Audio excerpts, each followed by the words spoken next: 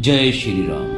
पावन और पवित्र कर देने वाली प्रभु श्री राम जी की कथा को आरंभ करते हैं। ये श्री रामचरितमानस का श्री आर सीरीज के माध्यम से भाग 3 है। इसमें आप सुन रहे हैं भारद्वाज मुनि और याज्ञवल्क्य महाराज जी के बीच के संवाद को। भारद्वाज मुनि जी के मन में संशय हुआ कि रामु कवन प्रभु पूछूं तो ही, राम कौन है हे प्रभु मैं आपसे पूछता हूं। तब याज्ञवल्क्य महाराज जी ने प्रसन्न होकर भारद्वाज मुनि जी को श्री राम जी की कथा सुनाना प्रारंभ किया और उन्होंने कहा कि जो संशय आपको हुआ वैसा ही संशय मां सती को भी हुआ था। वो कैसे हुआ, कब हुआ और उसका कारण क्या था, वो सब मैं आपको कहता हूं।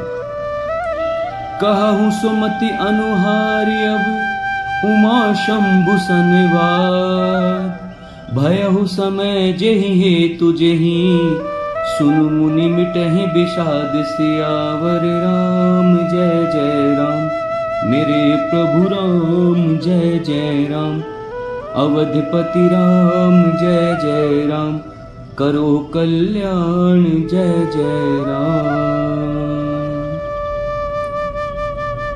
याज्ञवल्क्य महाराज जी कहने लगे, अब मैं वही संवाद जो मां उमा और भगवान शिव जी के मध्य हुआ, वो जिस समय हुआ, जिस हेतु हुआ, हे भारद्वाज, मैं अब वही संवाद तुमसे कहने जा रहा हूं, जिससे तुम्हारा ये भारी विषाद मिट जाएगा। त्रेता युग की बात है। एक बार त्रेता युग माही राम जी, शंभु गए कुंभज ऋषि पाही राम जी। संग सती जग जननी भवानी राम जी, पूजे ऋषि अखिलेश्वर जानी राम जी। एक बार त्रेता युग में भगवान शिव जी मां सती के साथ अगस्त्य ऋषि जी के आश्रम में श्री राम कथा सुनने के लिए गए और जैसे ही आश्रम में वहां पहुंचे तो अगस्त्य ऋषि जी ने जगत के ईश्वर जानकर भगवान शिव की पूजा आराधना की, उनको दंडवत प्रणाम किया और ये देखकर माता सती के मन में संशय उत्पन्न हो गया, शंका उत्पन्न हो गई कि जिन ईश्वर का ध्यान मेरे स्वामी निरंतर धरते हैं, निरंतर उनके नाम का जप करते हैं, और यहां मैंने देखा कि जिनसे हम कथा सुनने के लिए आ रहे हैं वो तो स्वयं मेरे स्वामी के चरणों में दंडवत प्रणाम कर रहे हैं, तो ये हमें क्या कथा सुनाएंगे। और मेरे स्वामी जिनको सब पूजते हैं, देवादिदेव महादेव हैं, वो यहां इनसे क्यों कथा सुनने के लिए आए। मन में अगस्त्य ऋषि जी को लेकर ये प्रश्न जो है मां सती के मन में उत्पन्न हो गए। राम कथा मुनि बरज बखानी राम जी, सुनी महेश परम सुखु मानी राम जी। भगवान शिव की अगस्त्य मुनि जी ने पूजा आराधना करके उनको उच्च स्थान दिया और महादेव से आश्रम में आने का कारण पूछा। देवादिदेव महादेव ने अगस्त्य ऋषि जी से कहा कि मैं आपके श्रीमुख से अपने आराध्य की कथा सुनने के लिए आया हूं, उनके गुणगान सुनने के लिए आया हूं। मैं आपसे राम कथा सुनने के लिए आया हूं। आप मुझे प्रभु श्री राम जी की कथा कहिए, उनके गुणों का बखान कीजिए। तब अगस्त्य मुनि जी ने विस्तार से प्रभु श्री राम जी की कथा देवादिदेव महादेव को सुनाई, और जिसको सुनकर देवादिदेव महादेव बड़े ही प्रसन्न हो उठे और परम सुख माना। ऋषि पूछी हरि भक्ति सुहाई, राम जी कही शंभु अधिकारी पाई, राम जी। कथा सुनाने के पश्चात अगस्त्य ऋषि जी ने देवादिदेव महादेव के चरणों में मस्तक नवाकर हाथ जोड़कर उनसे हरि भक्ति मांगी, हरि भक्ति उनसे पूछी। तब भगवान शंकर जी ने उनको अधिकारी जानकर रहस्य सहित भगवान श्री हरि की भक्ति का, रहस्यमय भक्ति का निरूपण किया। कहते सुनते रघुपति गुण गाथा, राम जी कछु दिन तहां रहे गिरिनाथा, राम जी। मुनि सन विदा मांगी त्रिपुरारी, राम जी चले भवन संग दक्ष कुमारी, राम जी। भगवान श्री हरि की, भगवान श्री राम जी की कथा कहते सुनते कुछ दिन बीत गए। भगवान शिव भगवान श्री हरि का, श्री रघुनाथ जी का गुणगान करते और उनका गुणगान अगस्त्य ऋषि जी से सुनते। अनेकों प्रकार की कथाएं उन्हें सुनाते और बहुत प्रकार से भगवान के चरित्र सुनते। ऐसा करते करते बहुत दिन वहां उस आश्रम में बीत गए। फिर एक दिन भगवान शिव ने अगस्त्य ऋषि जी से विदा ली और माता सती के साथ दक्ष पुत्री, यहां बोले दक्ष कुमारी, दक्ष की जो पुत्री है माता सती जी के साथ कैलाश की ओर चल दिए।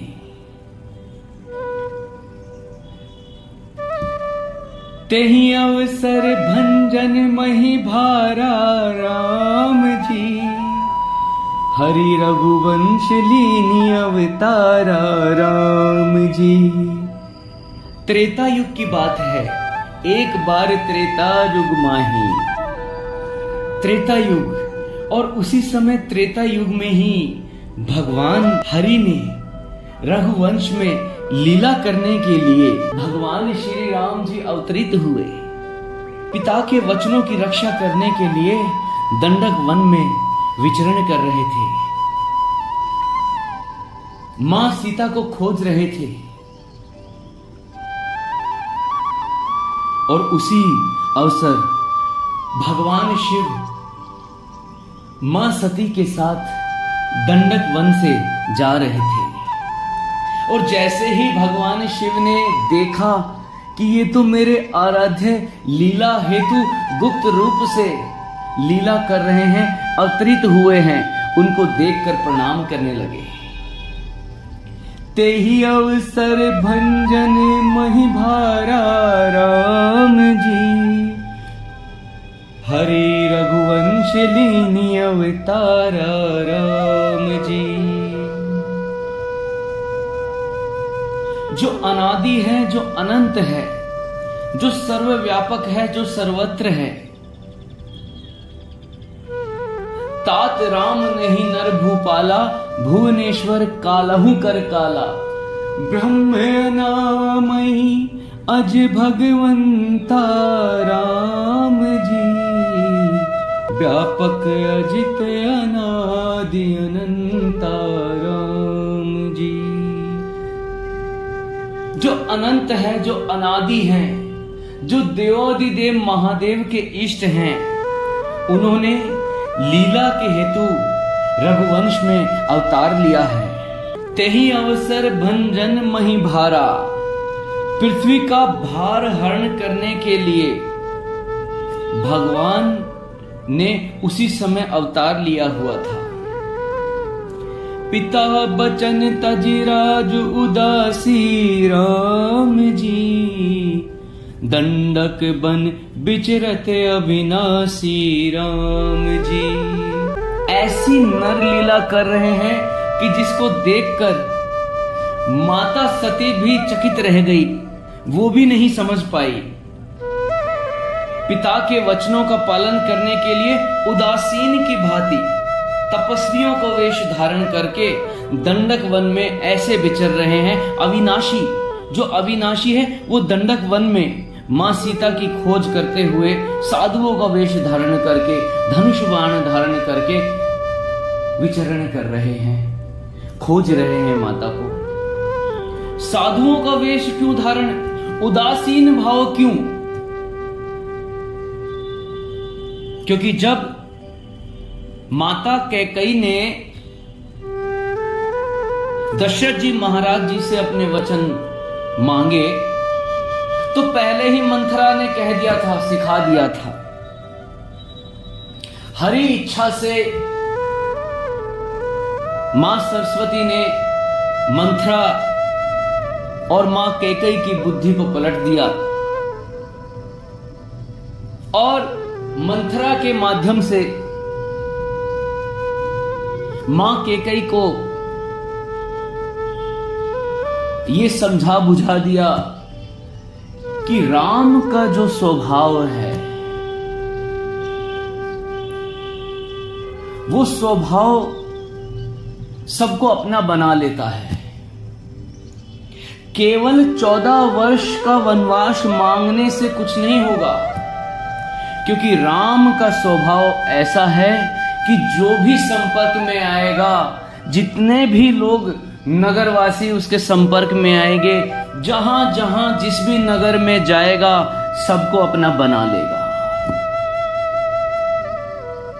और जब सब को अपना बना लेगा, अपने स्वभाव से सबका दिल जीत लेगा, तो सबका नेतृत्व भी करेगा।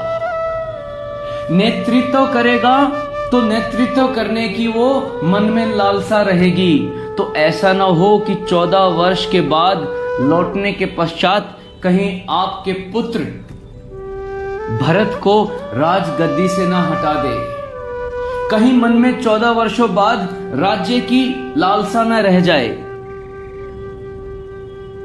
तो ऐसा वर मांगो कि 14 वर्ष वनवास तो हो, उसके साथ साथ उदासीन भाव भी रहे, विशेष उदासी हो। और जब मां कैकेयी ने मांगा तो क्या मांगा? तापस वेश विशेष उदासी राम जी।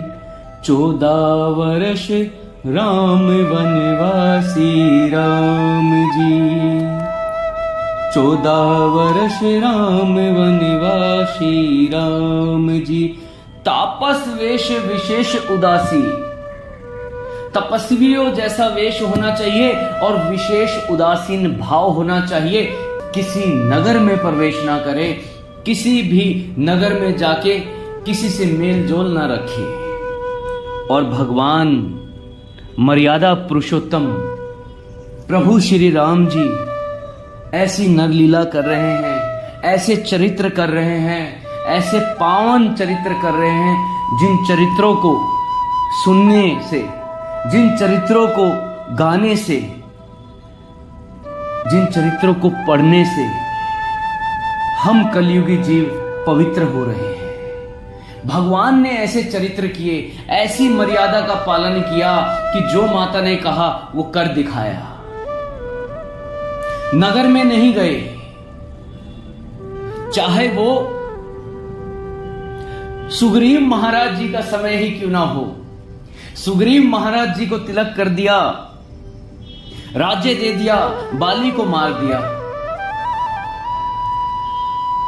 उसके पश्चात भी नगर में नहीं गए। सुग्रीव महाराज जी सब कुछ भूल गए।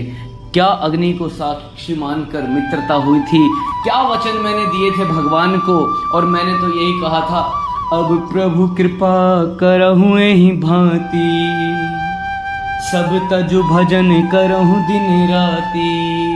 मेरे में कितना वैराग्य था उस समय जब भगवान का मैंने सामर्थ्य देखा। भगवान ने मुझे भय रहित कर दिया, अभय बना दिया भगवान ने मुझे।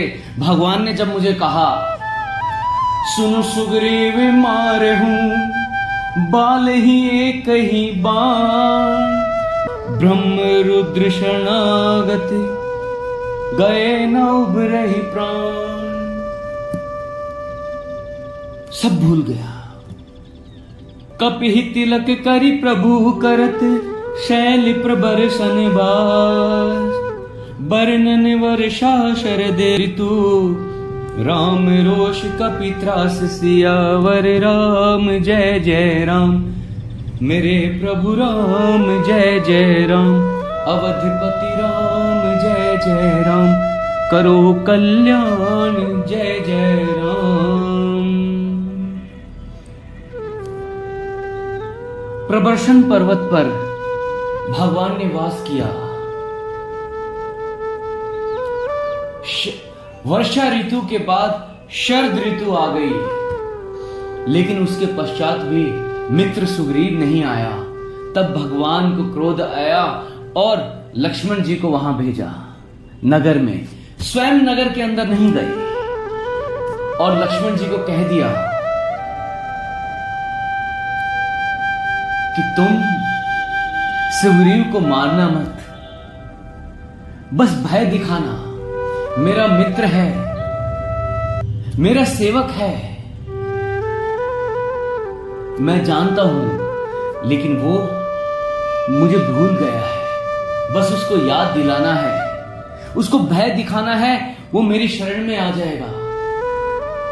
हम कभी गलत राह पर चल पड़ते हैं, कुपंथ का रास्ता अपना लेते हैं, अपने स्वभाव से हटकर कुछ काम करने लग जाते हैं।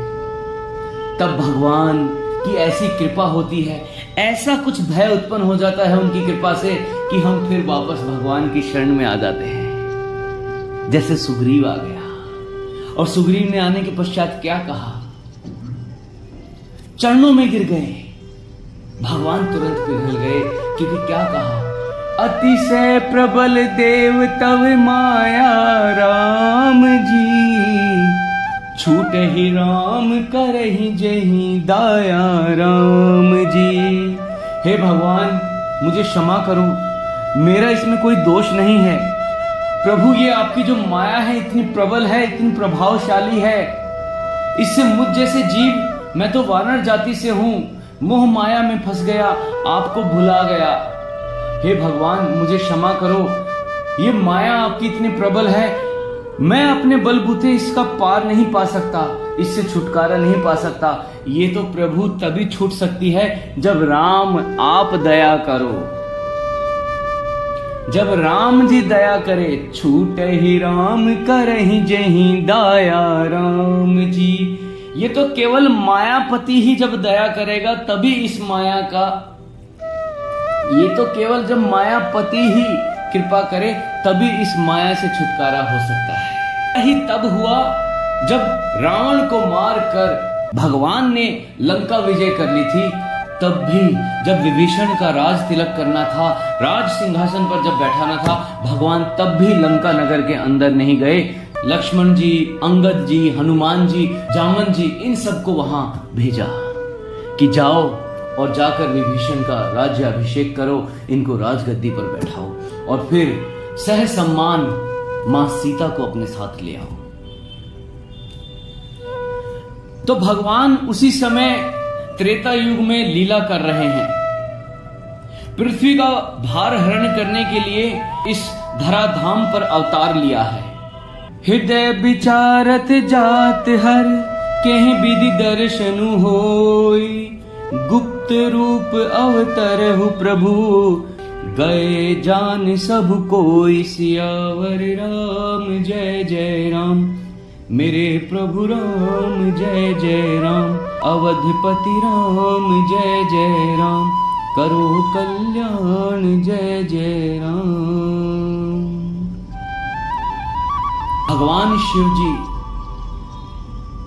हृदय में विचार करने लगे कि भगवान के मैं दर्शन करूं तो कैसे करूं, क्योंकि प्रभु ने गुप्त रूप से अवतार लिया है और मेरे जाने से सारा भेद खुल जाएगा, सब लोग जान जाएंगे। शंकर उर अति क्षोभु सती न जाने ही मर मुँह सोई, तुलसी दर्शन लोभ मने डरु लोचन लालची, सियावर राम जय जय राम, मेरे प्रभु राम जय जय राम। तुलसीदास जी कहते हैं भगवान शिव जी के मन में भेद खुलने का डर था, परंतु उनके जो नेत्र थे वो भगवान का साक्षात दर्शन करने के लोभ में थे। नेत्रों को दर्शन करने का लोभ हो रहा था और शंकर भगवान जी के हृदय में इस बात की बड़ी खलबली मची हुई थी कि अब मैं क्या करूं। और इस बात को, इस भेद को, इस मर्म को, मर्म का अर्थ है भेद, भगवान का जो रहस्य है, ये जो रहस्यमयी लीला है और जिस लीला को देवाधिदेव महादेव भली भांति जानते हैं, उस भेद को मां सती नहीं जान पाई। आगे किस प्रकार से भगवान शिव जी प्रभु श्री राम जी के अपने नेत्रों से दर्शन करते हैं, किस प्रकार से शिव को, देवाधिदेव महादेव को मां सती भगवान श्री राम जी को प्रणाम करते हुए देखती है, तो उनके क्या प्रश्न उत्पन्न होते हैं, ये हम श्री राम कथा के अगले भाग में लेके आएंगे। जय श्री राम।